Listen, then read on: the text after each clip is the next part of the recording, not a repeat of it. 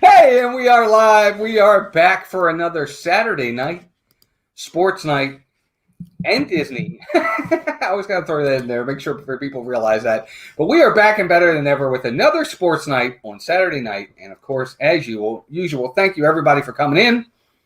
And this guy over there, I can never get that right. My partner in crime, Steve from Steve's World is here with me. Steve, how are you, buddy? I'm fantastic, man. How are you? Doing great. I'm not fantastic. I overdid it. My life coach Dale would be very disappointed in me today, but I went to take my mom to dinner because I'm really going to hit my diet hard tomorrow, and I hurt myself. I'm way too full right now. It's like if you went like this and poked me, it would not be a good situation for anybody. Steve's probably glad he's in that room alone. Oh, yeah. Well, the dog's probably there. Poor dog. No, he's not in here either. I'm by myself. Oh, there you go. Well, welcome in, buddy. I'm glad you're here. We're going to have a good time tonight because we got some stuff to talk about, Disney stuff. Yes. But we're going to have fun talking sports tonight because tonight we are going to talk about some of the biggest upsets in sports history. And there's a reason why we picked this subject today. Because on this day, 40 years ago, and I'll just tell you right off the bat, this is my number one. 40 years ago. Sorry. Who was that guy? He sounded good. I know. He's got a voice of an angel. Like Fergie and Jesus had a baby or something. Yeah, I know. But 40 years ago on this day, in my opinion, the biggest upset in sports history happened. That's my opinion. People may not agree. But for me, I still think it's the biggest upset in sports history. And I'm going to talk a little bit about it. I'm sure Steve will. I remember because I was 10 years old and I was watching. But it's the USA hockey team beating Russia in the semifinals. And people always forget they think it was the final for the gold medal. It wasn't. It was the semifinals in the Olympics in 1980, Lake Placid. But that's why we thought, you know what? Let's talk about biggest upsets in sports history. And we got a few of them. Steve, you got your list together. I got mine. Yeah, I got like 10 for each because I wasn't sure what we were going to do. So I got a bunch of them. I got about 10 total. Most of them I wasn't alive for, so we're just going to wing it. Gotcha. Well, I think most of the ones I have on my list I was alive for. Actually, every one of them except one, and it wasn't a good one for me, but it's still considered a big upset. But before we do that, let's see everybody in the chat. Thank you to everyone who is here. We got 18 watching, which is awesome. Brian Eisenhart's first in there. Captain Akron 27. Noah the Disney World fan 16's here. D&G Explorers. We were on with D&G this week. We had a great time with Derek and Gregory. Those guys are great. Be sure to check out their channel. We had a really awesome time with them. And thank you again for having us on. And that burp I just did is sponsored by D&G Explorers. Timothy Ring. You ever met D&G? Yes. I had the pleasure of meeting them just a couple weeks ago on my impromptu trip. So they're pretty awesome. Yes, indeed. They certainly are. Yep. We were on with them the other night. It was awesome. Timothy Rainwaters is here. Samantha Lowe's in the house. Alex Brunner's here. Kay Atwood's in the house. Kay, good to see you. Dan sent you. Thank you, Dan. My Disney Park memories. Rhiannon's in the house. Rhiannon, how's that baby doing? Russ Stapleton's here. Russ went live earlier today as well, everybody. Nice. His first live stream he did. I missed it. Russ. Yep. He did great. Went back and watched some of the replay of it. I'm going to finish it up, Russ, but you did a great job, buddy. Congratulations. Be sure to check out Russ Stapleton. It's Joey's World. There's Joey. G. Wilson's in the house. LSU mom Emily is here. Jonathan Chong is here. Let's see who else we got. Did I miss anybody? It's going to jump. I know it is. Oh, it just jumped. Hold on one second. It makes it easy. Now you just go from the other way and go backwards. I know. That's what I'm going to have to do. Paper, scissors, and vacations on mine. Lena's in the house. Lena, good to see you. I think that's everybody for now. Mickey Sighting. Sean's here. Sean, good to see you as well, buddy. And thank you all for being here. But, yep, we are talking tonight about greatest upsets, biggest upsets. Maybe not the greatest, but some really, really big. Disney World Freak is in the house. Carlos, good to see you, buddy. Don't biggest and greatest usually coincide with each other? Yeah, I think so. I do. I really do. Some of these aren't great to me because it involves some of my teams that I'm not very happy. But one of them was where we were happy. So, but We'll start with you, Steve. I think I know where you're going to go with the first one because we kind of talked about it. But which one of yours? Which sport are we talking about? Well, let's start with Are we going by sport? I just picked 10. I didn't really necessarily pick sport, but you can give me you pick the sport, and then we'll just go from there. Well, we can bounce around. It's okay. All right. So one of the ones I'll talk about was in my favor, and I disagreed and did not think it was that big of an upset. The world did. And that was the 1988 Dodgers. And it was technically over two teams. They were playing the Mets in the National League Championship Series, and the Mets were supposed to win. And they were the Dodgers were down 3-2, came back and won that division, and then in 5 games destroyed the heavily favored Oakland A's that are Ben's team. But sorry, Ben. But that was the Dodgers, obviously their last World Series, but they came back in, like I said, in 7 games to beat the Mets, and then they turned around and destroyed the A's. And that was the famous Kirk Gibson home run moment that everybody remembers. So that would have to be one of my, I don't know if it's one of the biggest upsets, but it's a lot of people consider it the biggest upset in baseball history.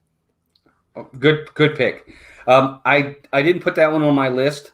But it actually, I consider that one of the biggest because you have an Oakland A's team that was a juggernaut in the late 80s, early 90s. They won the World Series in 89, and they smoked the Giants. Yep. They crushed them. I think they beat them 4 straight or beat them in 5. They had the Bash brothers. They had Dave Stewart. They had Dennis Eckersley, single best closer at that time. The guy was like unhittable. And with one swing of the bat and Orel Hershiser's right arm, the Dodgers won that World Series in 5. Hershiser was the MVP of that series. I remember it vividly. Oh yeah, I wanted the Dodgers to win. I liked the Dodgers back then. I did not like the A's at all. But they just outplayed them. They just outplayed them the entire series. But it all started with Game 1 and Kirk Gibson stepping in the plate. It was the only at bat he had in the whole series. Mm-hmm. He didn't play again the whole series. But it was the catalyst for what, in my opinion, is one of the biggest upsets in the last 50 years, especially in baseball. Yep. And it happened to be in the World Series. Not all of them have to be playoffs now. You can be playoffs, Super Bowl, World Series, NBA championship, but it doesn't have to be. It can be regular season too. Yep. You know, one of the ones that's going to make my list was regular season game. Yeah, there's a lot of regular season games I had that are upsets for me, but baseball is a little different story because baseball is one of those things that's pretty easy to. I think it's pretty easy to upset somebody in baseball for one game. One game, but not usually over a series. Over a series, the better team will usually prevail. Usually, but not always. Sometimes they're setting players. Sometimes people are on DL. So that's a lot different than the playoffs in baseball. Now, when you get into some place like NFL where there's only 16 games, a game can be a huge upset. So, but there are some single game upsets in baseball as well. Just not as great. No. Usually, and that's what makes I'm getting off topic, but that's what makes the best. Why I like the regular season in baseball so much. People say it's too long. That's why I like it, because 9 times out of 10, the cream of the crop are going to rise to the top because it's such a long season. The good teams that deserve to be there are going to be there. Yep. You know, but hey, Zip is in the house. Patrick Zippity do that. Welcome, everybody. Good to see you. Let's see here. What else we got? Brian says there was a whole lot of shaking going on during that A's Giants World Series. Sure was. Yep. That was the earthquake. That was not a good time, though. All that did was prolong the Giants' agony because they had to delay the series for like a week, I think, if I'm not mistaken. But that's a good one. That's a great pick. My first pick, the first 2 picks for me are going to be hometown picks as well. One of them is a good one. One of them is a bad one. I'll go with the bad one for me.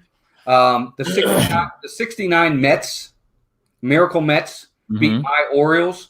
If anybody knows anything, and I know a lot of people may not know the Orioles, you just know the recent history, but from 1965 to 1984, the Orioles were the winningest team, period, in baseball. They were fantastic for that 20-year period. They were just the epitome of baseball at that time. The 69 Orioles won 107 regular season games. they were the best team in baseball. And they played an expansion Mets team in the World Series because the Mets, remember, were an expansion team in 66.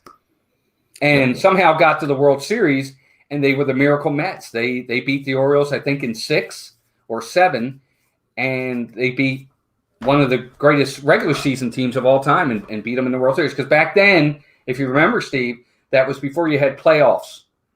That was before I was alive too, but Yeah, I well, do me remember too. remember the stories though. Yes. Yes, that was before me too. I wasn't born until the next year in 70, but that was before playoff formats came out. Normally at that time it was just American League, National League, winners of your league, World Series. That's it.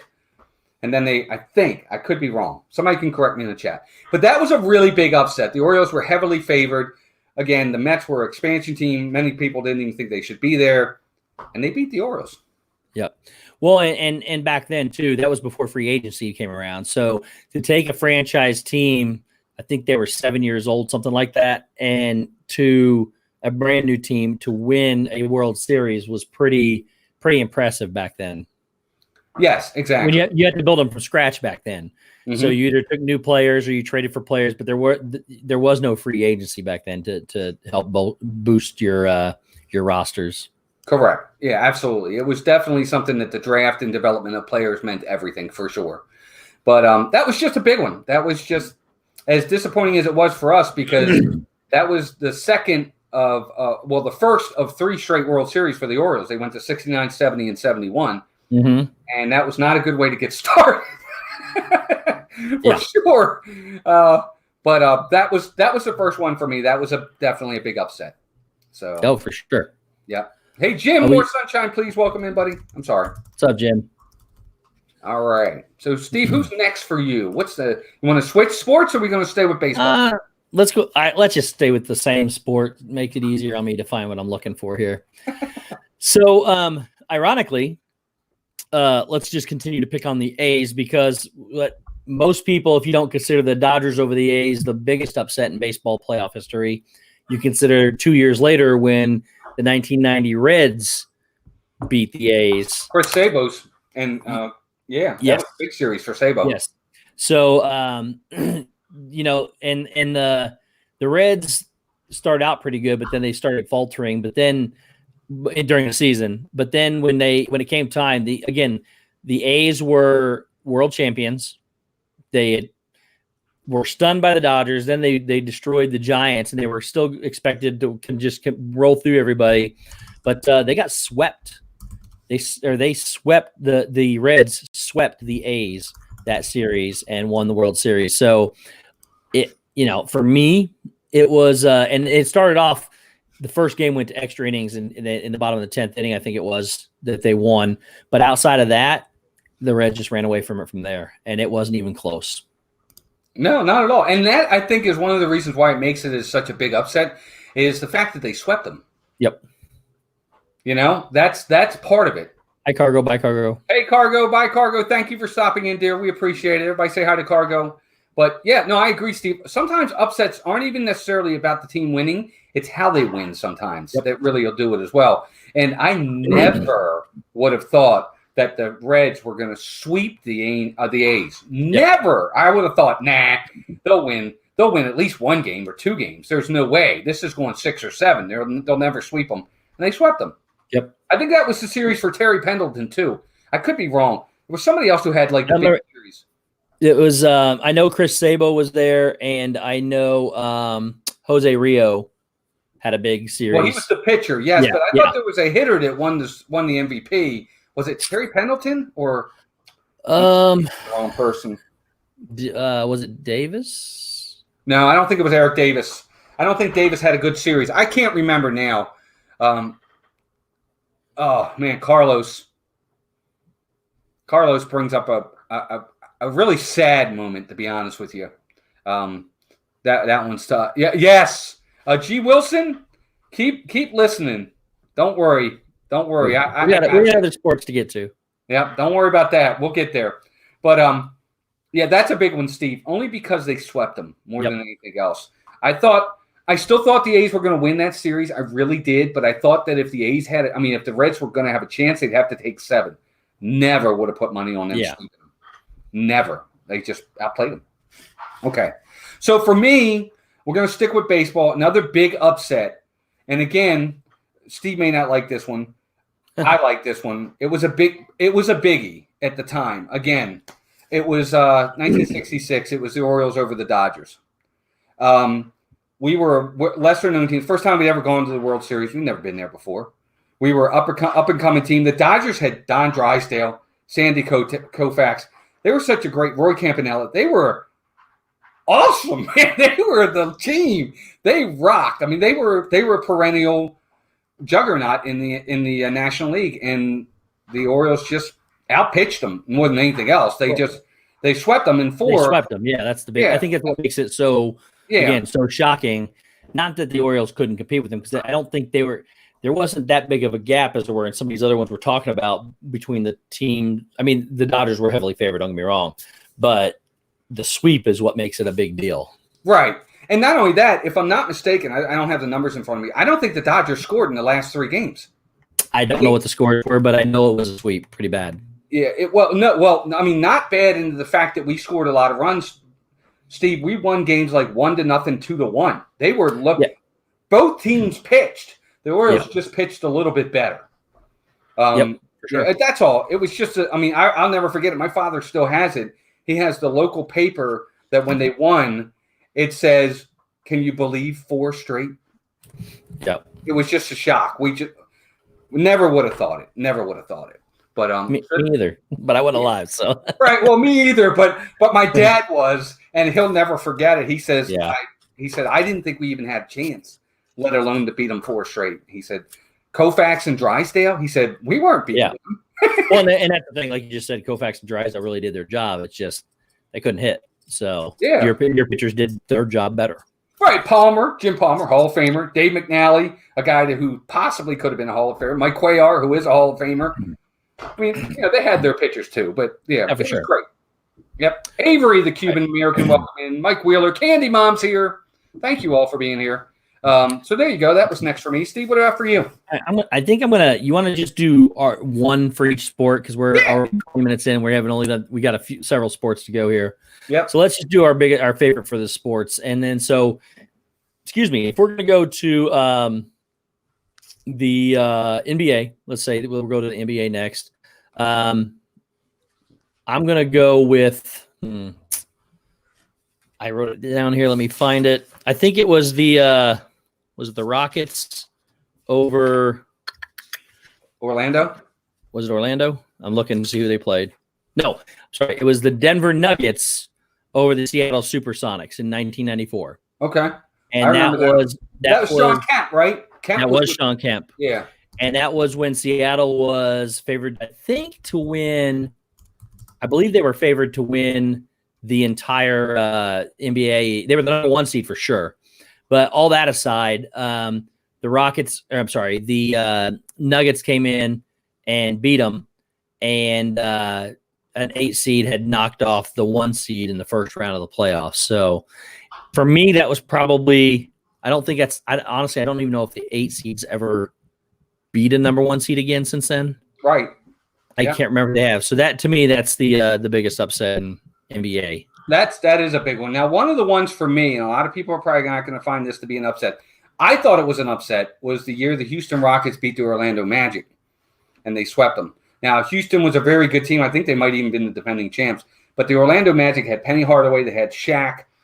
They had a couple other people, and I think they were actually favored in that NBA final. And Houston beat them though. But I was surprised at that. I did not, because Orlando was really good that year, and they were going through everybody. And I think Houston swept them, if I'm not mistaken, in that finals. And I lied too. There isn't at least one more. I think Golden State beat Dallas when they were an 8 seed. I think. Yes, I remember that. So that one too, because that was another pretty big upset.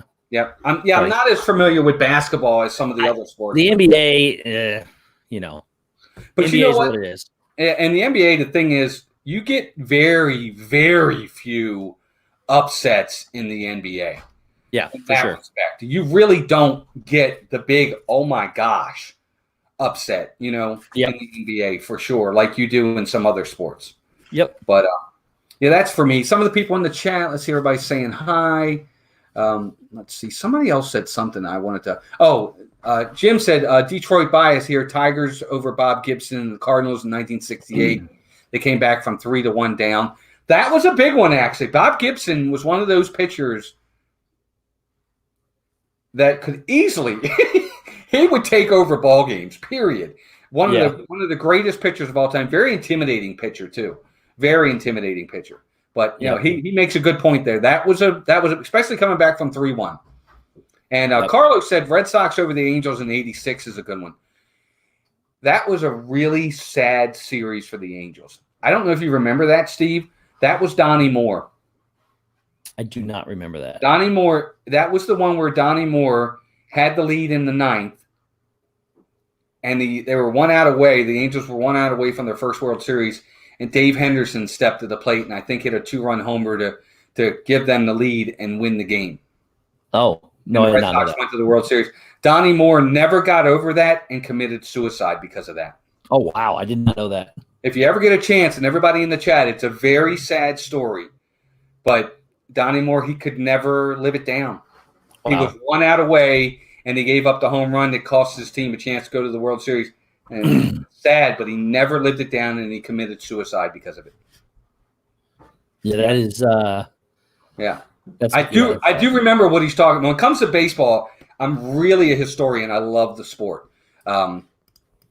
So I remember these things vividly. That was a tough one. But I do remember what he's talking about for sure. That was an upset into the fact that you were like 1 out away for sure. Yeah, for sure. Thanks, Kay Atwood. Appreciate that. Yep, everybody, please hit that like button if you haven't already.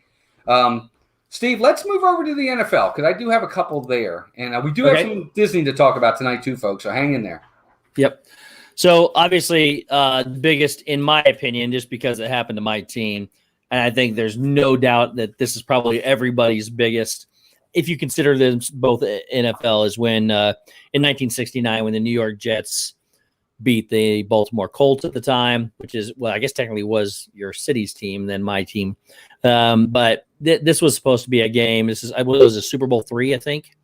And this was supposed to be a game that wasn't even going to be close. I mean, the Colts were supposed to just absolutely destroy the Jets, and it just didn't happen. And it was pretty bad. It was one the Jets were from the AFL of all things and won 16-7 over the. That was the merger. That's what helped solidify the merger. Yep. So, and that was Joe Namath when he was with the Jets. That's kind of what made him famous too. So that had to be the biggest. That's like a Division III team beating a Division I team, aka Michigan, in the NCAA. That's the caliber of what that kind of was. In my opinion. Yep, I agree 100%. Definitely the biggest upset. A lot of people around here and a lot of people nationally thought the Colts threw the game. There's rumor. There is people that think that they threw the game. For those who don't know the game and don't look up the history of it, Johnny Unitas did not start that game. Yep. When he did finally get in the game, that's when they scored their only touchdown, and it was too late at that point. And no, I wasn't around for the game, but I do know the history of the game. I still think to this day, Steve, if Unitas had started that game, they would have won that game. Oh, I think so too. And Joe Namath wouldn't be in the Hall of Fame, which he shouldn't be, but that's a whole other story. Yep, I agree. Agree 100%. And I know Carlos said he made his famous guarantee or whatever. Look, a million people make guarantees every day, and it's just waiting till one of them actually comes true. Those are the ones you remember. You don't remember the ones that don't get it. And again, like Walt said, I don't think it would have been a game. Myself, I personally don't think it would have been a game. I think there was something behind it, and I think it was big for the merger. And I think that's just there's talk of that. There's a lot of people that wanted that merger to happen. But even if it was or wasn't, that's still an upset, whether you threw the game or not. They shouldn't have won. So heck yeah, that team was like, I think the Colts were like 14-point favorites in that game or something. 2 touchdown favorites for sure. Yeah, it was bad. But again, that to me is like, if they did throw it, that's as bad as Pete Rose gambling and getting forced out of whatever the Hall of Fame forever, which I think he should be allowed in, but that's my own opinion. We'll talk about that again some other time. Yes, gotcha. Paper. Lena says something to remember is that sports are just a game and don't have a bearing on anything. Just something to do for fun. Lena, I agree. It's a business, but it is a business, and there's a lot on the line. And I don't think professional players will say that. I think they'll say it out front, but I don't necessarily know that they will say that behind closed doors. And I used to say that. I used to say that a lot too. But here's the big problem with that is it is literally a job for them. If you witness the training they go through and the craft that they do and just making themselves better, they work harder at their job than most of us work at our jobs. And so they work hard. It's just fun compared to some of what you have to do to make money. So, and they get paid an exuberant amount, but there's no denying that they work they're hardworking individuals. I will give them that for sure. Timothy Rainwater, a couple of comments to comment on. Timothy says the most upsetting game ever was in the Naked Gun when Reggie tried to shoot the Queen. That's such a great movie too. Yeah. If you guys haven't seen Leslie Nielsen. You got to watch that movie. That's so great. Oh my gosh. So G. Wilson says, I'm not going to get into this. He said, Joe Namath shouldn't be in the Hall of Fame. Did I hear that right? Yes. I don't think he was that good. Look at his numbers. They're not even close. But that's just me. Disney World Freak says, yes, Pete Rose belongs in the Hall of Fame. We're going to have this debate one night too. We'll have it soon. We will, because I think I'm on the other side of Steve on this one. And we're going to have some people on too for that. So yeah, we'll talk about that. They work hard and they play hard. Oh yeah. It's a game. It's a business for them. I'd rather do what they're doing and make the money they're making. And I get what Lena's saying. Lena, we already had that discussion in the past. But everybody, it's not just you just know about people doing it in sports because it's more public. People disrespect the flag and country every day, and it's despicable. Yep. Yes, you get it from them more because they're in the public eye, but it's an everyday thing. And we had that discussion a few months ago. Yep. T. Marie Photography, welcome in. Good to see you. Everybody say hi to T. Marie. Welcome in. Great photography. There's proof behind Steve. Right here. Yep. These are very nice. Yep. Steve, Mike Bush is in, says, have a friend who played 13 years in the NFL. It was a hard job that I wouldn't want. Yep. Oh, you know what? I agree. I think if I had to choose that, I don't think that I'd want to be an NFL player. They take a beating. Yeah. But I would love they have shorter careers too. Oh yeah. Oh, and that's why. Because it's crazy too, because like baseball players, for instance, baseball players get up, they're up at the crack of dawn practicing, and it's all day long. I mean, they work really hard. They really do work hard. Yep. Oh yeah. Don't get me wrong. I wouldn't want to be a football player. They just take a pounding. I remember watching one of the 30 for 30s. I think it was 30 for 30 on Jerome Bettis day after a football game. He could barely get out of bed. Yeah. And he's a man. You know what I'm saying? Yeah. Oh my gosh, no. G. Wilson says they don't know what to type right now. They're still upset about your name. Ray J, welcome in. Good to see you. Oh no, Lena, please don't go anywhere. We love the fact that you're here, honey. Stay. We're having fun. We love the conversation by all means. Everybody's doing great. We appreciate all feedback. Please, right, Steve? Yeah. Everybody's entitled to their own opinions. Oh yeah, by all means, please. Not at all. You're doing great. Please stay and comment. We love it. Candy Mom says, "Am I the only one thinking how these players look in the uniform?" I'm not concerned with that. I mean, out of us three, yes, you are. Oh my gosh. Well, I agree with you on the Colts one. One of the other biggest upsets again was, I'm not happy about it. Was my Rams losing to the Patriots 2001. We were 17-point favorites to win that game. Greatest show on turf. I still think all right, this is going to sound like I'm a homer. I still think we got cheated out of that football game. There's more to it than should have been. I think. Hey, Jackie. I think we were definitely the better team. But, it is what it is. But that was a big one. We were 17-point favorites, and we were really good. And we only scored 17 points, so. Yeah, and we lost 20-17.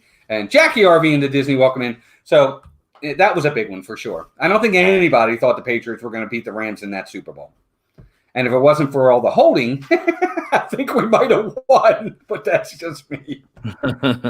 Ray J says the Ducks beating the Hawks and Mighty Ducks was a big upset. That was. Yep. All right, let's see what else we got here. Jackie's here. Lena. Those are my favorite. Jonathan says the upset of Italy versus Germany, 2006. Not the greatest in European world football, but recognizable. Tough for me because if Australia family cheering team is Italian, final goal by appeal. Yep. And that's the thing. Depending upon where you live, obviously you're going to have different upsets that maybe we don't, we may not follow as well. But that's a big one for sure. Yep. I agree. All right, let's see what else. Right. Steve, you got another one? Well, I mean, we still got 3 sports left. Yep. So if you want, do you want to even touch NHL? There's really one massive one. That's when in 1982 when the LA Kings beat the Oilers. That's when Gretzky played for the Oilers.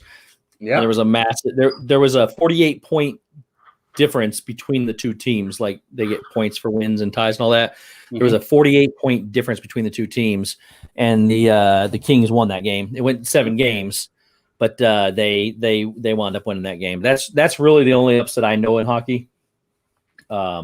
Oh, I got you. Well, I did have another one in football. Giants beating the Patriots, who are undefeated. That was huge. Oh, yeah, 18-0. Yes, that one was gigantic. Yep. I think that one's even bigger than the Rams one. I mean, I don't think anybody thought the Giants were going to put it on them, and they beat them. I mean, it took a lot to do it, but they had Randy Moss, they had Tom Brady, they had everybody. And I think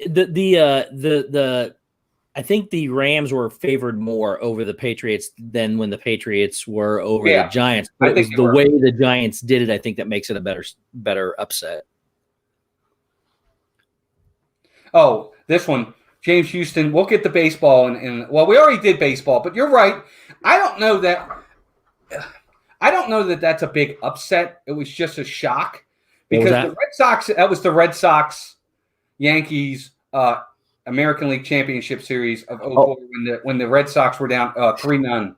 I would consider it a huge upset. See, I don't consider that. An upset to me is when a team is heavily favored over another team. Those teams were evenly matched, and the Yankees just outplayed them the first 3 games and should have been swept because if it wasn't for Dave Roberts stealing second base, that 4th game is over and they don't even win it. I think it's game 4. Yeah, now he's my manager, and I can't stand him there either, so – But anyway. I just think that was a shock that they came back and beat them like that. It was. Yeah, that was. I see your point. Yeah. Upsets to me are just when a team that probably it shouldn't be playing with this team beats this team. Yeah. That's how we got two more sports here to do. Let's do NCAA basketball. I know which one you're going to choose, so I'm going to skip that one. And I'm going to choose when Villanova played Georgetown, and I think it was in 1985. Patrick Ewing was playing for Georgetown, and I think Georgetown was like on a 17-game win streak, all that good stuff. And it was my list. That made my list. It was a massive.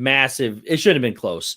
And Villanova, and that was the national championship game, if I remember correctly. Villanova won the national championship by beating Georgetown.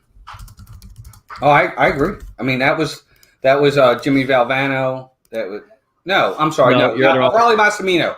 Yeah. Raleigh Massimino. Yeah. Oh, that was a huge upset. Absolutely. Georgetown was what a great team. I mean, they had John. What was his name? John Thompson was the manager or the head coach. They were fantastic. What a great team. That was a huge upset. The one I was going to pick for basketball, I had 2. Obviously, NC State over Houston. Yeah. That was the one with Jimmy Valvano. Yep. Hakeem Olajuwon was on Houston for crying out loud. They were real. I think Drexler was on that team too. I think Clyde Drexler was on that team too. But NC? I think maybe not. I could be wrong. Yeah, he was on Houston's team too. Yeah, Drexler was on that team too. Who, by the way, Clyde Drexler is one of my favorite players. But and Houston was 31-2 that year. Let's not skip that. Right. They were like that was such a huge upset. And of course UMBC beating Virginia. Yeah, well, yeah.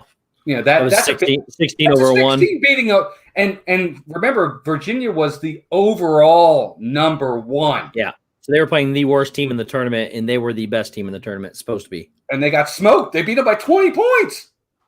Yep. Well, G. Wilson, Houston wasn't unstoppable. They were close, but they got stopped at the last in the championship. So yeah, they were to that point. They were great. They were fantastic.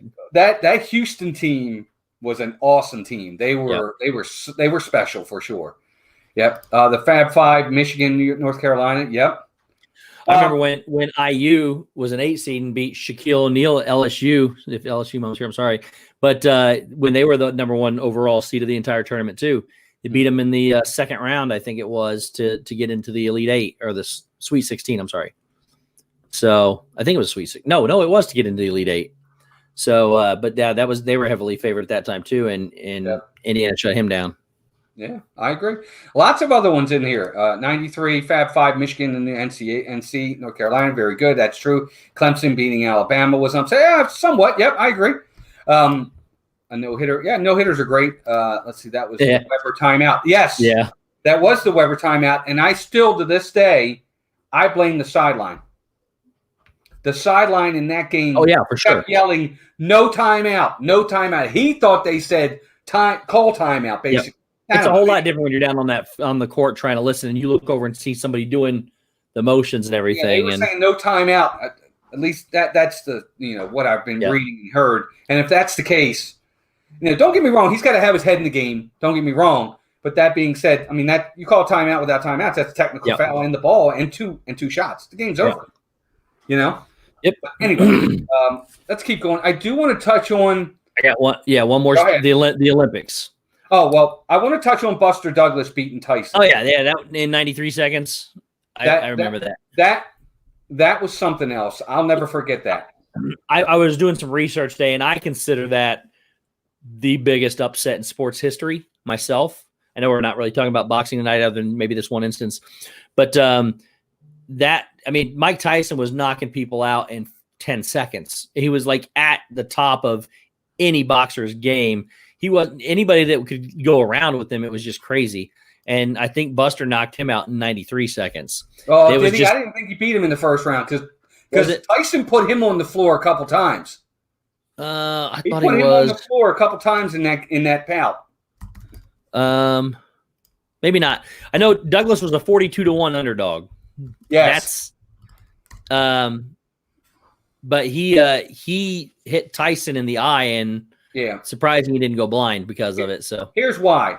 Here's what I remember about that fight, and we'll talk very. Wait, no, that was a 10th round. You're right. Yeah, that one was the 10th round. Yeah. Here's the thing about that fight. I'll say this. I think Buster Douglas was very fortunate. What I'll remember about that fight is Tyson put him on the floor a couple times, and the count was suspect. I'll just put it to you that way. And I don't think Tyson. See, I do. And what I don't think, too, is I don't think Tyson was mentally prepared for the fight.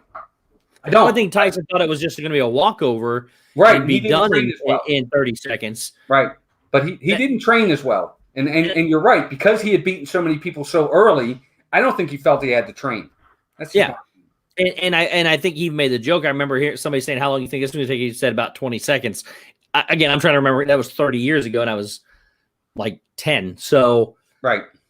It was going from a child's memory, but it was I remember it for sure. Yeah, I was 20 at the time, and I remember that fight vividly, and I still shocked he beat him because when Tyson put him on the floor, I thought, he's not getting back up. Yeah. And if he does, he's just going to put it back on the floor again. And didn't he lose his next fight, Douglas? I think he got hammered and lost the title the very next fight. Yeah, he was definitely a one-hit wonder, almost pun intended there, but he definitely he was something else. Captain Acker says, I'll always get my sports news back in the day from the George Michael Sports Machine. I remember that. I was on late at night, George Michael Sports Machine. But I don't know what that is.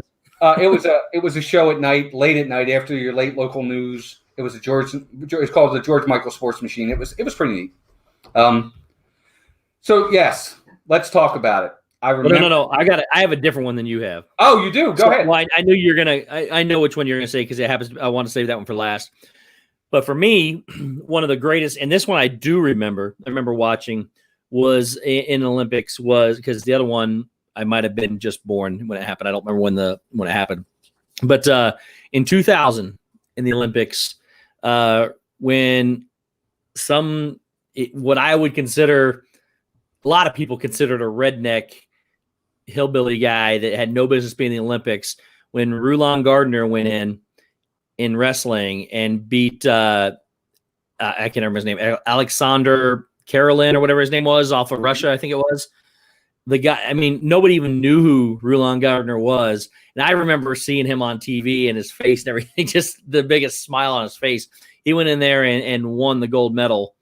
And I think, to me, that still stands as one of the biggest upsets in sports history too. Mm-hmm. It's not the biggest by any means. It's not the biggest Olympic upset, but it's outside of the famous one you're getting ready to talk about. Yeah, I think this is the second biggest upset in Olympic history. I agree.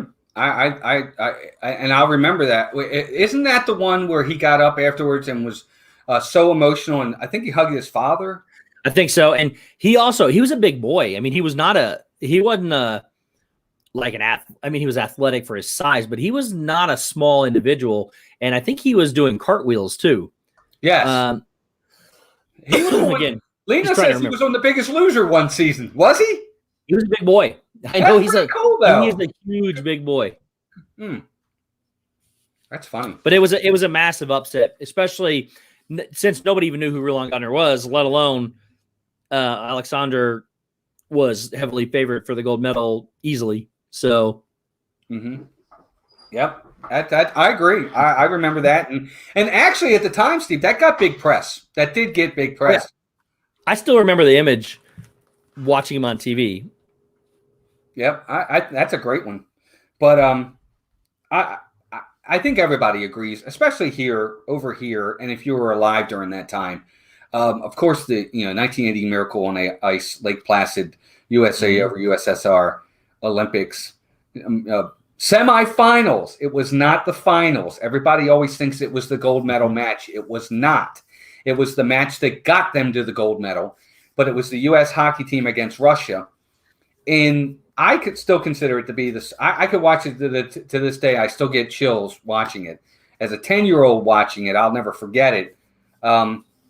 You had basically a bunch of college kids for the U.S. hockey team going up against what was considered back in 1980 the greatest hockey team assembled, who was smoking everybody and had beat that same U.S. team in the World Championships by like 8 goals.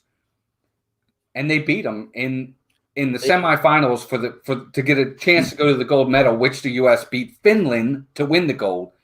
It was an unbelievable. You're like, what is going on here? I can't believe what I'm watching. Well, this is a Soviet team that had a winning record. I think they went like 5-3-1 against NHL teams. Mm-hmm. They beat the NHL All-Stars 6-0 in the same year. And they beat the same U.S. team 10-3 in the same year. Yeah, they beat them by 7 in the same year. Yeah, the Americans. I mean, it wasn't even close. It wasn't supposed to be close. What I'll never. First off, it put what's his name? Michaels, Al Michaels. They're putting Al Michaels on the map with "Do You Believe in Miracles," folks? That was a God-given miracle that they won that game. They played so great, and the best image of them all is after the game when the U.S. won, the Russians were just standing on the ice. They didn't know what to do. They were shocked. They were just standing there looking at them, celebrating. They had never lost like that. It just was – it was such a great moment. And something you forgot to mention, that happened 40 years ago today. Today! Yes, today. Today. Isn't that great? Hi, Sherry. Welcome in. I get chills just thinking about it. It was such a great, great day, and it was a big time in U.S. history because you had the Cold War going on with the U.S. and Russia anyway. Mm-hmm. It was such a great patriotic day, and everybody was, I mean, seeing those kids, and they were kids going up against kids. Oh, my God. It was just such a great moment. I still love it to this day. It's the biggest upset in sports history, in my opinion.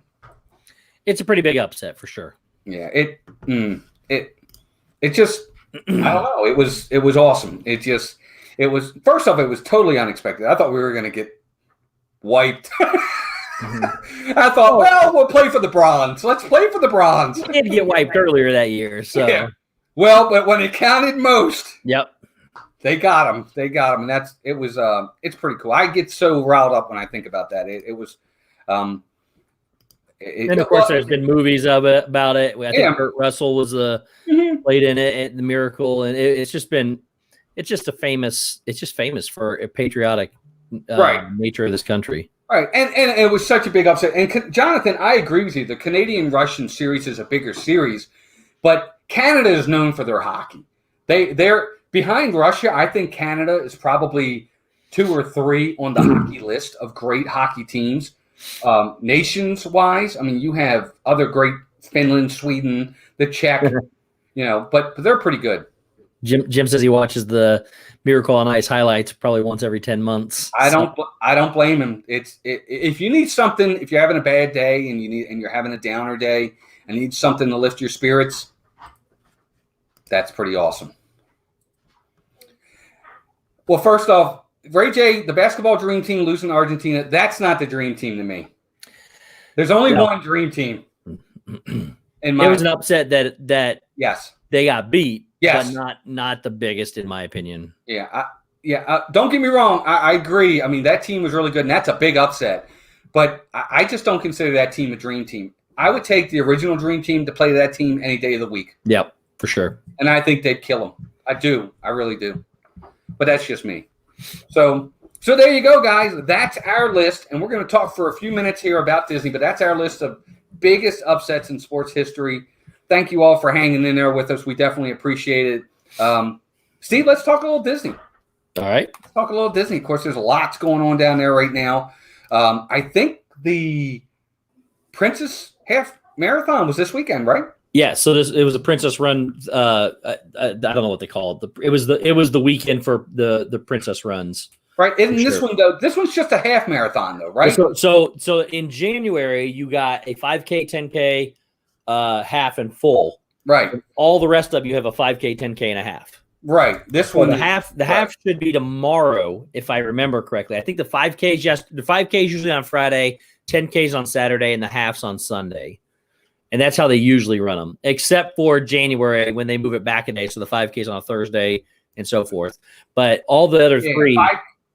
5K, 10K, half marathon. Looking at it now. And the half should be tomorrow. Yes, Sunday. Correct. So, yeah, let's see. Half marathon is Sunday. Yes. Yeah, and I'll be doing the 5K on that Friday in April for the Star Wars run. So, yeah. So there you go. So I know Samantha, if I'm not mistaken, did one of them. She did the 5K yesterday. Yes. So congratulations, Samantha, if she's still in here. I want to say it's her 7th run Disney race. Good for her. That's awesome. Yep. Carlos just said our Samantha Lowe ran the 5 and 10K. She looks beat. I would be too, to be honest with you. The 10K hurt me. The last mile, last 3/4 of a mile was really bad for me. Yeah, my knee swelled up and started hurting, which I'm not in shape by any means. And we ran the whole thing without walking. When I say that, I mean we took breaks at each mile to take pictures. Sure, but there was not a lot of walking. Yep, I agree. And yeah, that was big. St. Louis Blues winning the Stanley Cup for the first time last year, and Chiefs winning the Super Bowl this year.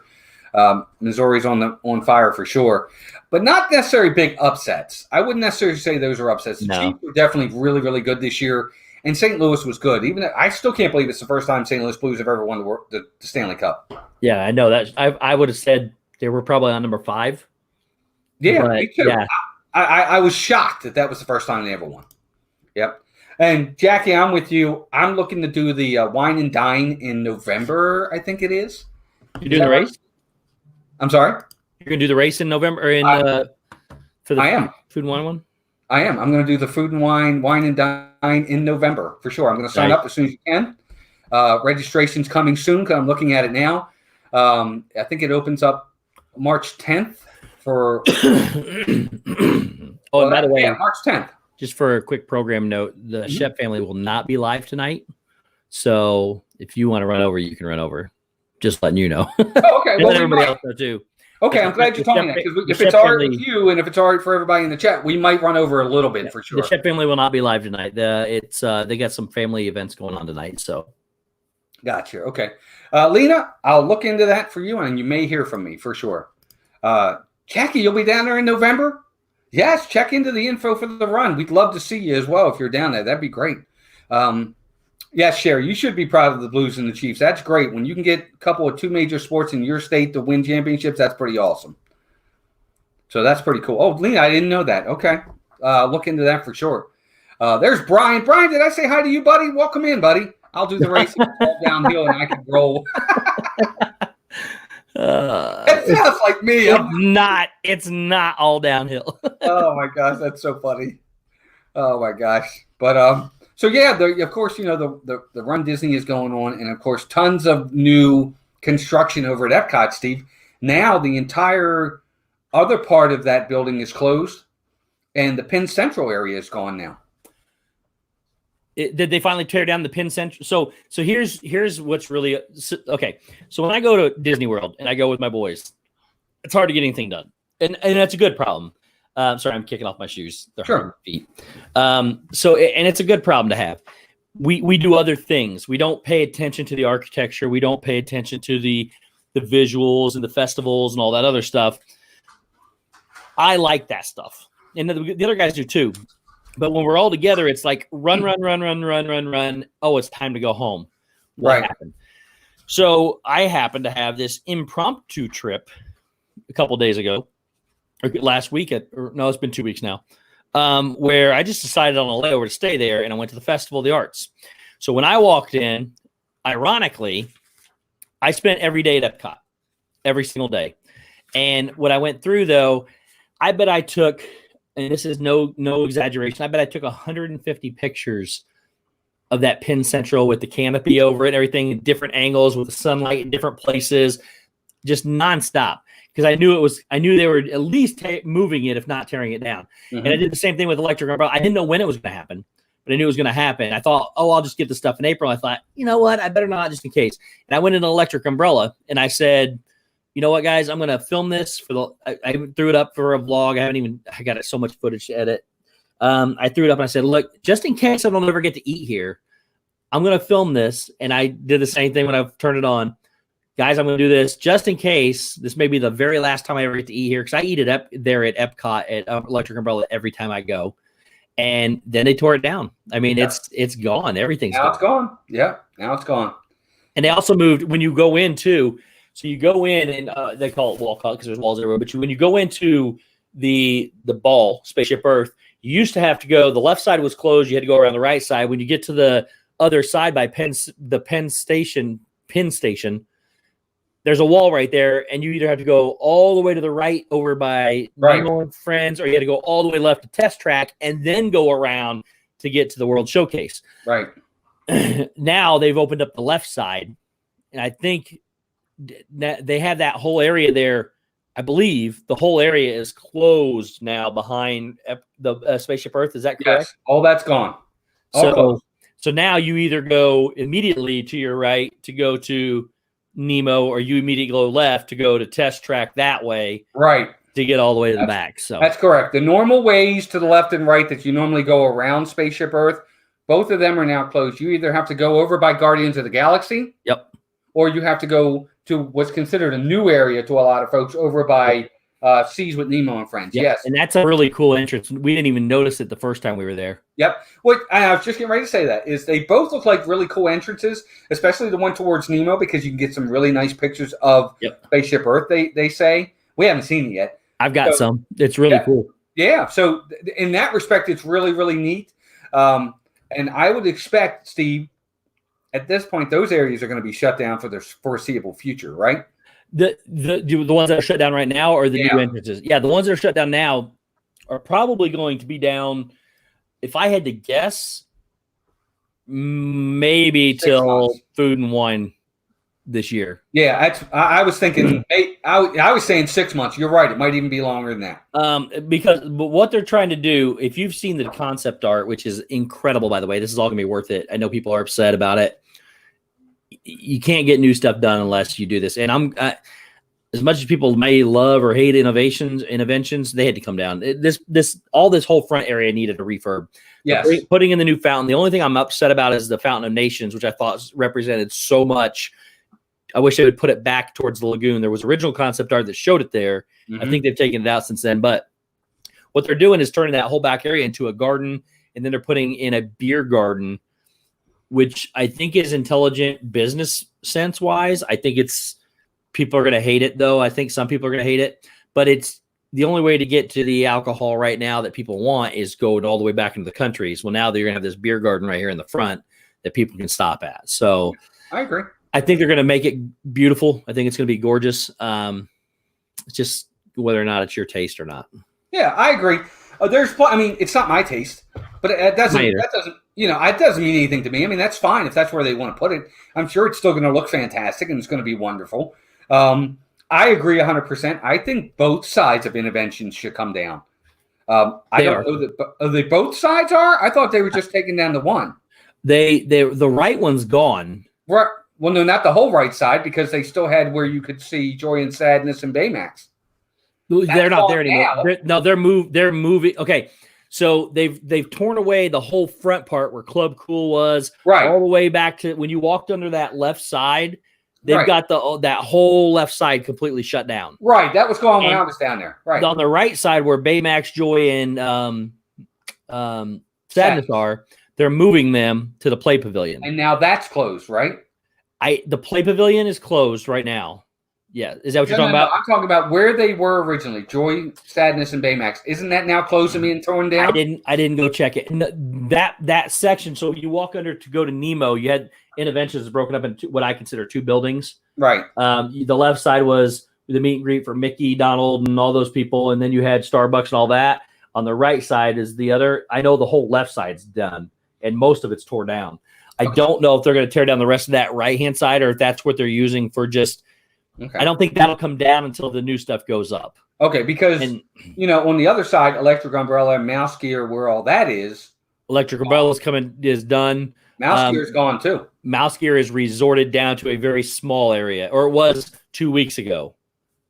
And so it was still open, but it was actually pretty – The main one's gone. They moved Mouse Gear over behind Electric Umbrella. Right. And I actually like it better now because it's wide open. It's also where you go right now to get your festival headquarters, basically, where you get your annual pass holder magnets and things. Your magnet, right. So, and it's when you walk in, it's like wide open. It's really tall ceilings. You can see out in the distance. And I actually like it a lot better than I liked Mouse Gear. Gotcha. Melissa Gover, welcome in. She must be new here. Yeah. But no, we'll see. I mean, there's lots of changes going on. For sure.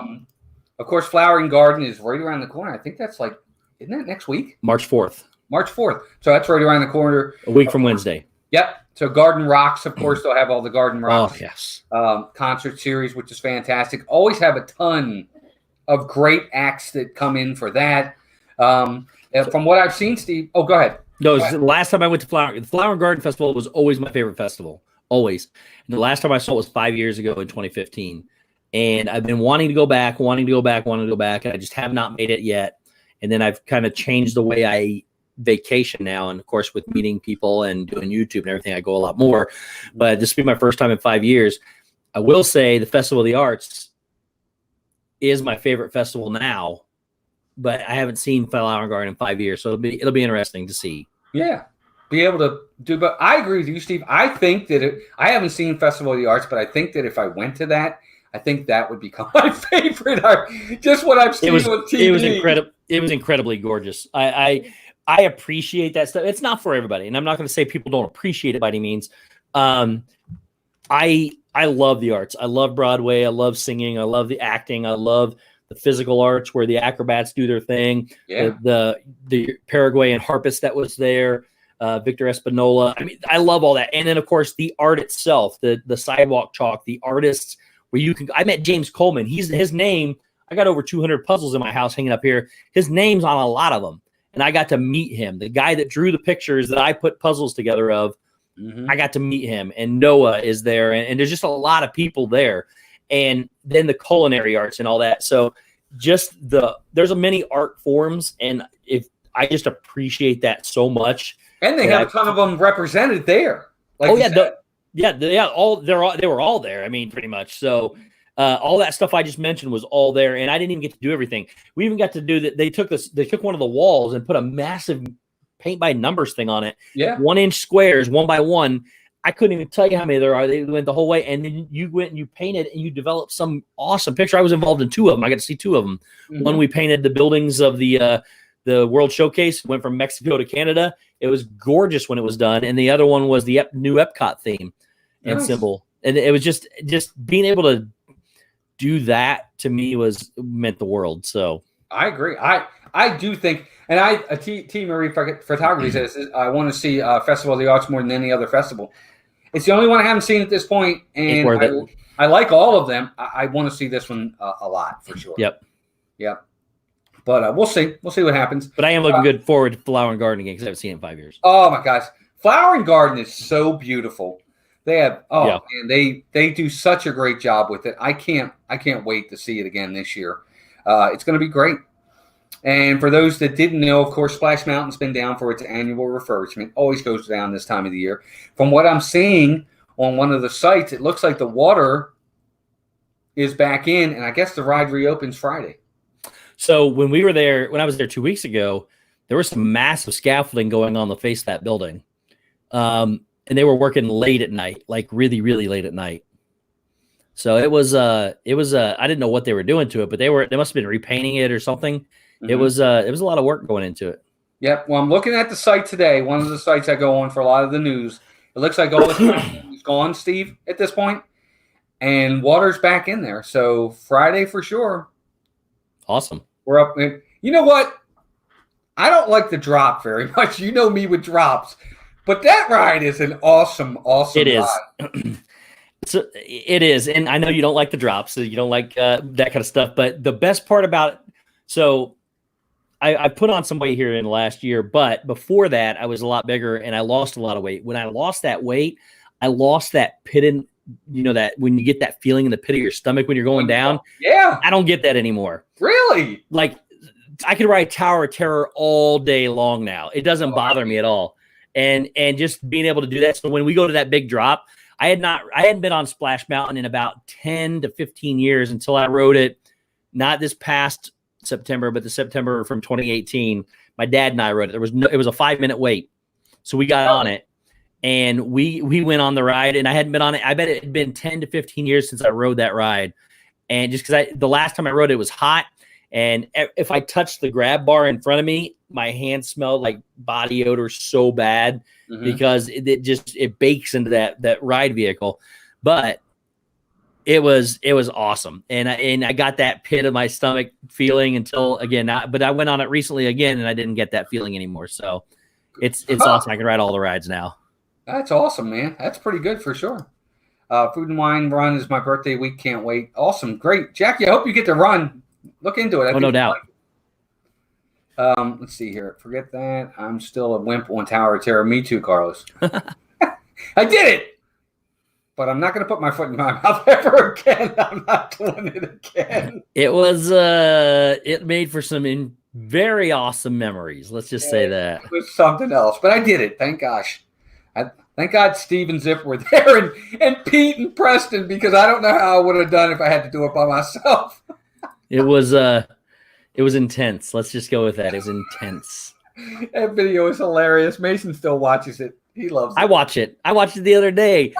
I looked at the videos or the pictures and everything of your face. I was like, man, he was really petrified. So yeah, it was. Glad I could give everybody enjoyment. Yeah, thank you for my pleasure is your misery, but it was awesome. and the camera work between the pictures we got and the video we got was we couldn't even see where we were going with the cameras or anything because we were falling everything. It was right on your face the entire time. And we loved every moment of it. Oh, it was great. Yep, it was so great. Melissa laughs every time you say, "We're not done yet." Yeah. It's or just before the first drop when you said, "Love you, buddy." And have you seen some of the merchandise for Flower Garden now? I have not. So I collect pass holder magnets. There are two very, very incredible pass holder magnets coming out. I saw the magnets. One is Donald with the B, and I can't remember his name, Bumble or whatever his name is. Yes. And then, of course, Orange Bird. And Orange Bird seems to be the theme. and they have the ears that come out, and the two ears are orange, and one of them's got orange bird. The other one says "Hello Sunshine." It's got a big green bow in the middle of it. It's just they got some pretty incredible merchandise, and then of course you got the topiaries and the food and all the other stuff too. Let me tell you what, those two magnets, I did see the magnets. They look awesome. They're the best magnets so far. I'm getting both of them. Let me tell you right now. I can't wait. So I'm going to get one of them. I just don't know which one I get. Well, I'll see what I can do for you. Oh, you're the man. I'll see what I can do. Me, Mason, and Melissa all are pass holders, so we'll have plenty. Yeah, Mason doesn't need magnets. Exactly. Yeah, he's just a kid. We'll see what we can do. He's just a kid. Yeah, we'll see what we can do for sure. They do. That'd be awesome. Amy, they do look awesome. You know what? I haven't seen the Spirit jersey, so I don't know. I haven't seen Spirit jersey either. Yeah, I'll have but to the ears and the magnets look incredible. Yes, they do, for sure. Sherry says, just got back from Disney last week, and I just wanted to say I was very impressed with the new Star Wars land, and both rides are amazing. I agree 100%. Yep. Jim says, Orange Bird is my favorite character, so he's so excited for the man. Really, Jim? Orange Bird's your favorite character? How about that? He is cool. Yeah, Jim has the little sippy cup and everything that he has on his, I think he's got on the shelf behind him when he does his live streams, but Orange Bird is a pretty unique character that's not usually high on people's list. People don't even remember it most of the time, but it's a cute little character, and he's one of the magnets. I can't wait. I agree 100%. I really like Orange Bird. Some of the merchandise they do with him, I'm not a big fan of, but I do like the character. I think if they could elaborate a little bit better on his merch, I think it would be merch that would just fly off the shelves. I really do. Oh yeah. Yeah. Well, they'll revive him in this festival like they did Figment for Food and Wine, or not Food and Wine, Festival of the Arts. Yep, for sure. I agree. Skyliner for sure. Sherry says she loves the Skyliner. I think it's great too, and I don't. Oh, it's fantastic. I don't like heights, but I even enjoyed it. But for sure, it was pretty awesome. But I did want to go, and I hate to bring up something that's not positive, but we can't end on this then. With anything Disney does, whenever it comes, they always have cuts. They always have these budget cuts. And I'm sure it may not be a big thing to you, Steve. I actually really enjoy it. But, the stage show, the Galaxy Far, Far Away stage show, they've cut that now. That's gone. Well, there's a reason they're cutting that, though. And that's not because of budget cuts, though, from what I understand. Okay. No, because when I asked about it, what was going on, it's to open up the Chinese theater for Mickey's Runaway Railway that opens up next Wednesday, a week from Wednesday as well. Okay. They want the focus to be straight down that street again to the Chinese theater, which I wish they would have put the hat back in there, but that's another story. But they want the focus to be there. So that's the reason why the stage show, from what they told me, that's the reason why the stage show is leaving, and they may try to revive it somewhere else or try to incorporate characters more into Galaxy's Edge. But from what I was told, and again, who knows if it's true or not, was that they're trying to open up the street, kind of like you look down Main Street and see the castle. Right. They want you to look down Hollywood or whatever that first street is, Hollywood Boulevard or whatever it is, and they want you to see the Chinese theater. Gotcha. Well, and I'm fine with that. I enjoyed the show. It incorporates some of the original characters as well, with Chewie and R2 and C-3PO and Darth Vader and the original Stormtroopers and Darth Maul. I think that goes away this week too, right? Yeah, that's what I'm saying. That's what went away. That was the stage show. Okay, so it's already done. I knew they were going to end it before March 4th, but I didn't know when. February 22nd was the last day. Because I got to film it. I filmed it one last time before it went away too. So glad you did, because So for me, I enjoyed that show and I like it. I'm sorry to see it go, but we also fantastic. Yeah, it was. It was a good show. And the other thing is some character meet and greets are now gone. Mike Wazowski is not meeting anymore. It's just Sully. Really? Yep. Didn't know that. You do know next week, or is that only Disneyland, that the Onward characters are going to be? I think that's Disneyland for now. Only Disneyland? Okay, never mind. So they just got rid of Mike then. Yep. So they got rid of Mike. Sully's still there, but Mike's gone. Frozone is no longer meeting. I didn't even know he was. He's my least favorite character, I think, in all of Disney. Oh, really? Okay. Yeah, I'm not too high. I'm not as high as everybody else is on The Incredibles. Well, right. Well, me either. I'm not either. And I know you don't like Samuel L. Jackson at all. Oh, I hate Samuel L. Jackson. That's a whole different story. And then Bo Peep is no longer meeting in Toy Story Land. Really? That one surprises me. Yep, they cut Bo Peep as well. From what I'm reading here. So, I mean, cutbacks always happen. They always seem to go there first with the character meet and greets. Or always seem to be what gets cut first, which is too bad because I think that's part of the ambiance of it. Maybe Bob Iger should just take a 20% pay cut. Now, are they budget cuts or are they making room for new stuff? I think from what I'm reading here, these are new characters. Cuts. Well, I mean, again, because here's the problem with they're called entertainment cuts. Let me put it to you that way. Well, okay, so when I read about people like that, a lot of people don't understand that the character meet and greets are also people that are people in like the Lion King show over at Disney, and they work some other booth too. There are no, from what I understand, there are no characters that is their only job. The character meet and greets, they go from there and they do something else for the rest of the day. Well, no. It's not even so much that I'm saying that because somebody's out of a job.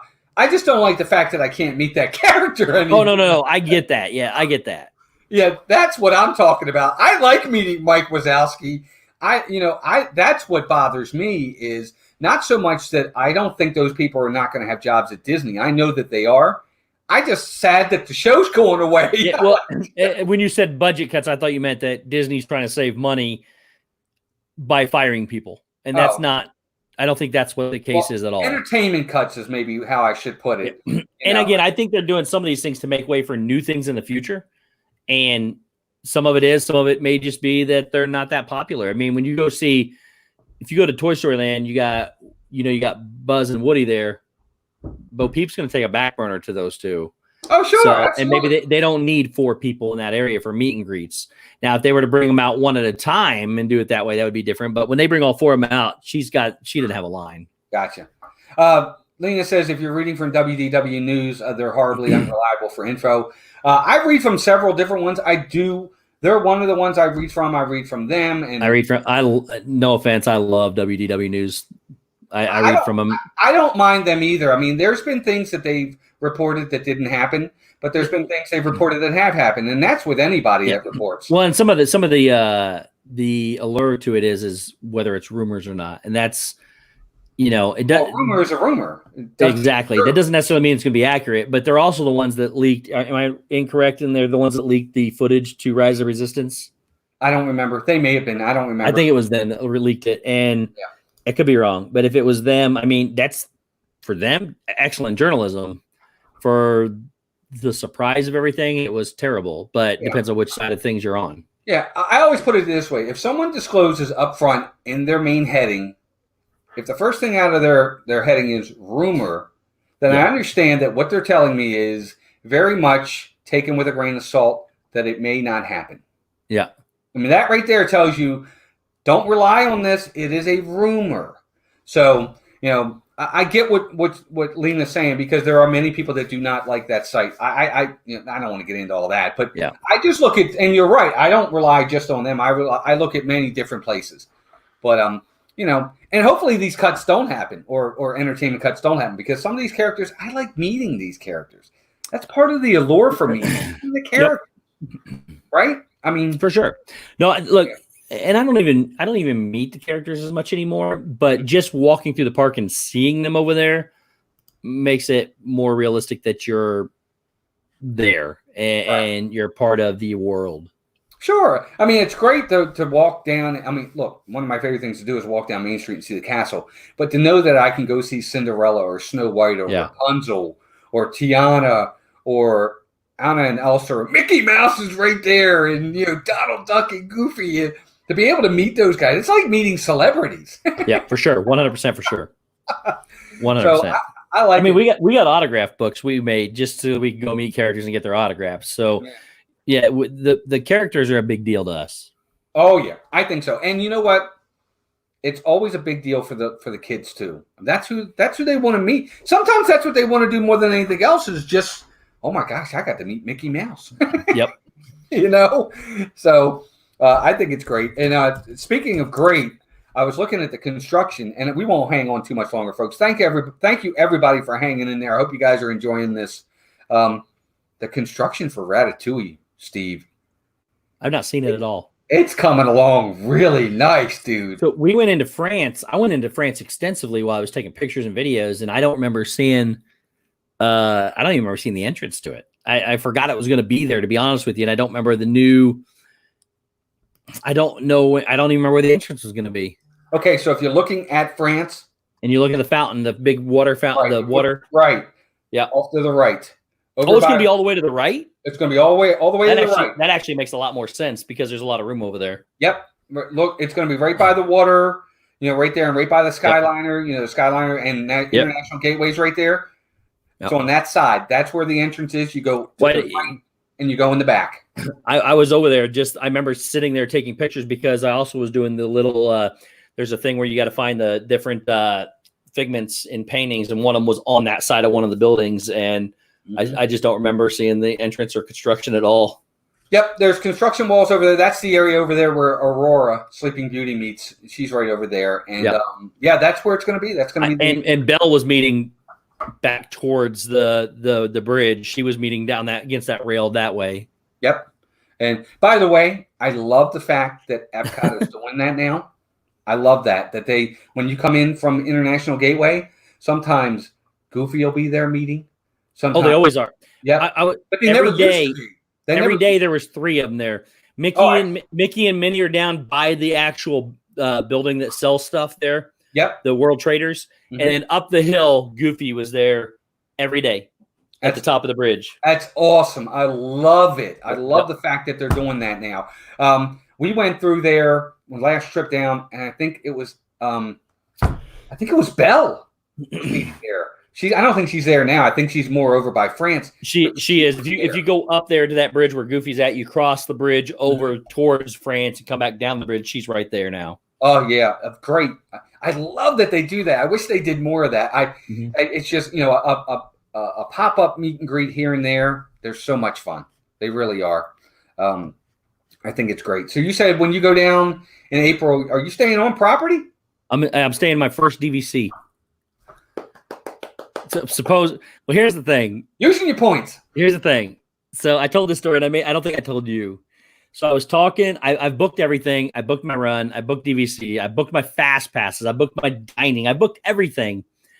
And Kelly from Myers and the Mouse calls me and says, "Hey, when you're doing the Disney run, aren't you?" And I said, "Yeah." He said, "Well, when are you going?" And I said, "Well, it's my race is on. I'm going April 8th. My race is on the 10th." He said, "Well, it says according to the internet that it's the 15th through whatever." I started researching, and everything I have is the 8th through the 13th. Everything, my paperwork, my hotel, everything. And all of a sudden on the internet, I see it's the 15th through the 17th. So I've had to move everything back an entire week just to be able to comfort this or to make this work.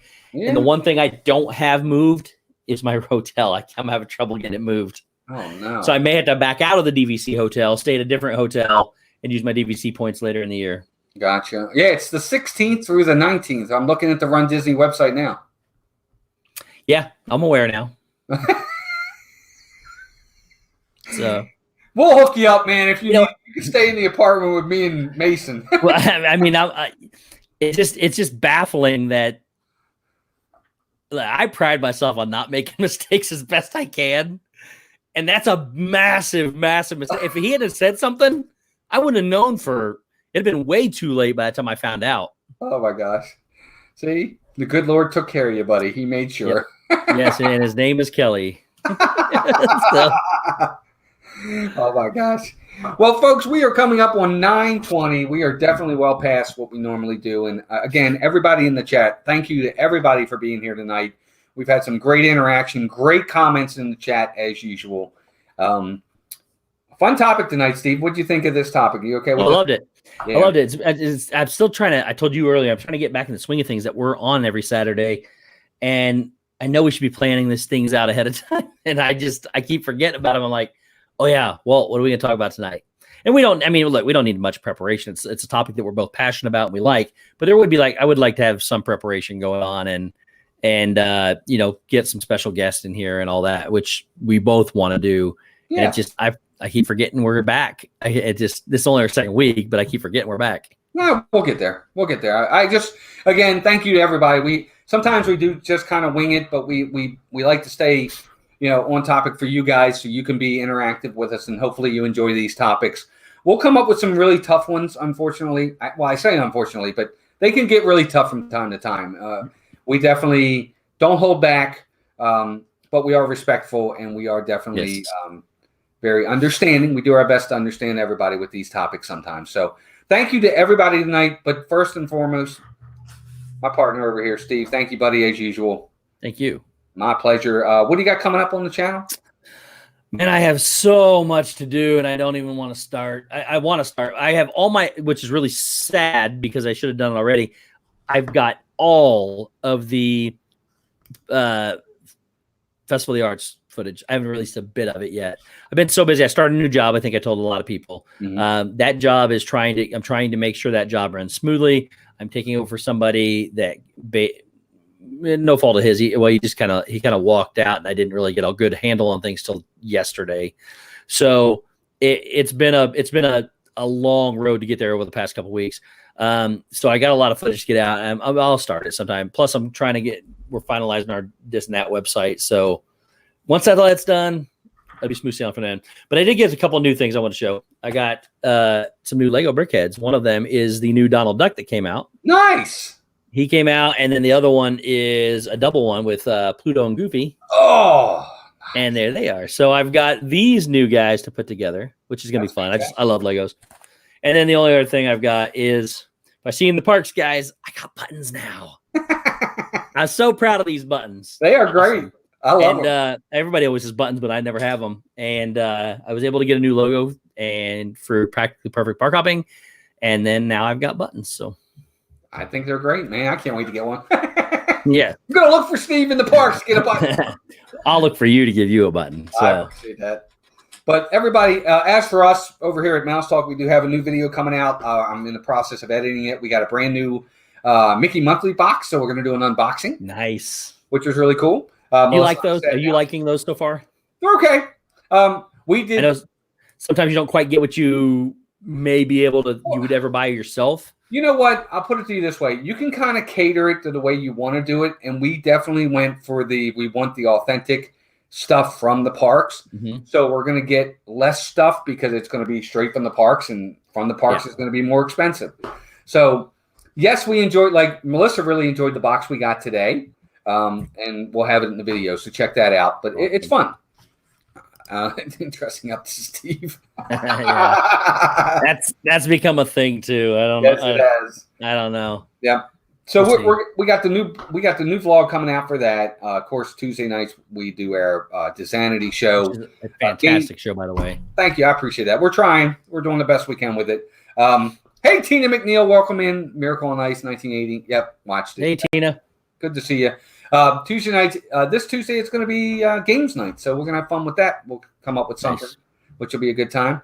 And then, of course, with you on Saturday nights for Sports Night, buddy. And, of course, our other partner channel is Disney Dan, who was just before us for Disney Fiasco. Check him out as well. Anything else, Steve? Did I miss anything? Disney this Wednesday, right? Coming up? Disney this Wednesday for sure. 9 o'clock every Wednesday.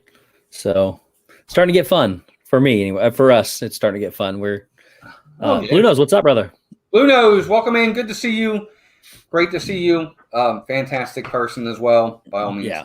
There's a big fight on tonight too that we didn't really touch on. It's Deontay Wilder versus Tyson Fury. Oh, nice. And UFC, and that's the in 2018 they went to a split draw, and this is the rematch for that. And both those guys are huge beasts. So is that 10 o'clock? It's on now. I think that fight actually started. I don't know if that fight's already on or if it started at 9. I think. Okay, good. Good. Gotcha. Well, everybody, thank you so very, very much for being here. We definitely appreciate you. Again, like we always say, you have a choice what you do on your Saturday night, and you chose to be here with us, your time and all. Hey, Stacy, good to see you, dear. We're just heading out. Real quick, Carlos, that fight's on Disney or not Disney Plus, ESPN Plus. Okay, I believe. So if you own the package for Disney Plus, you get that fight.